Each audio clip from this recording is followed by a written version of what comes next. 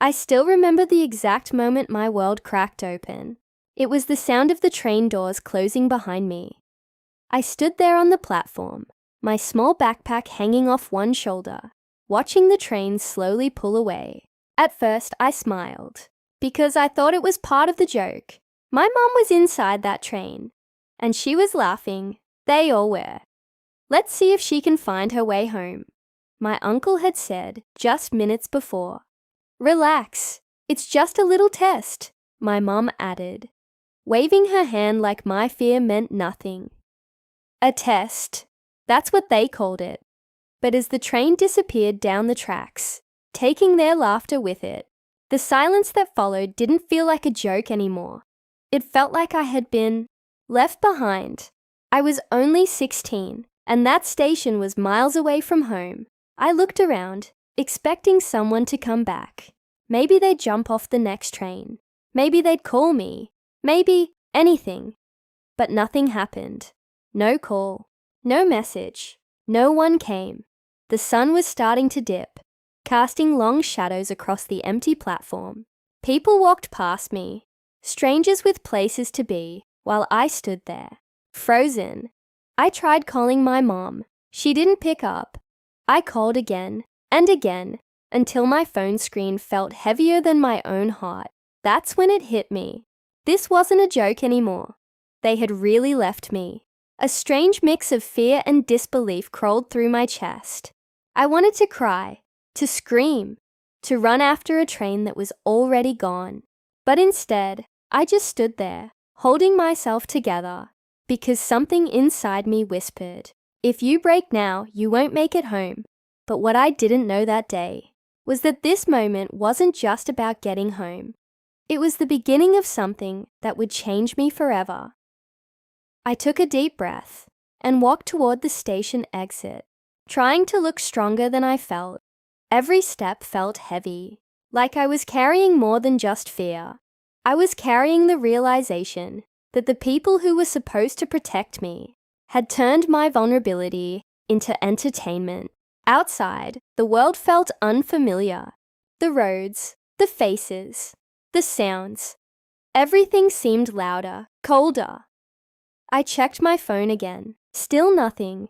That's when anger started to replace the fear. How could she do this? My own mother, the same woman who used to hold my hand while crossing the street, had just left me alone in a place I didn't even recognize. Was I really just a joke to them? I found a small bench and sat down, trying to think. I didn't have enough money for a cab, and I wasn't even sure which direction home was. But I remembered something my mom used to say. Always observe. The world shows you the way if you pay attention. Funny, isn't it? The person who abandoned me had also unknowingly taught me how to survive it. I started asking people for directions, carefully choosing who to approach. Some ignored me, some gave vague answers. But slowly, piece by piece, a path began to form in my mind. It wasn't easy. At one point, I got on the wrong bus. At another, I walked for nearly an hour under dim streetlights, my legs aching, my heart racing with every passing stranger. But I didn't stop, because something had shifted inside me. This wasn't about proving them right or wrong anymore. It was about proving to myself that I wasn't as helpless as they thought. Hours passed, and with every step, the fear faded, replaced by something stronger, clarity. I began to see them differently, their laughter, their joke, their bet. It wasn't harmless. It was careless, cruel, and deeply revealing. By the time I finally recognized a familiar street near my neighborhood, I wasn't the same girl who had been left at that station. I had crossed more than just distance. I had crossed a line inside myself, and I knew one thing for sure. When I walked through that door, I wasn't going to be the same girl they had left behind. When I reached home, the lights were on. Voices echoed from inside. Laughter again. I paused at the door, my hand hovering over the handle. For a moment, I felt that old fear creep back in. But then I remembered the walk, the struggle, the silence, and I pushed the door open. The room went quiet. Every face turned toward me. My mom's smile faded instantly. You actually made it, she said, her voice unsure. I didn't answer right away. I just stood there, letting the silence stretch, because this time, they were the ones uncomfortable. I wasn't sure if I would. I finally said, my voice calm, steadier than I felt. But I did. No one laughed this time. My uncle cleared his throat. It was just a joke. You know that, right? I looked at him, then at my mom.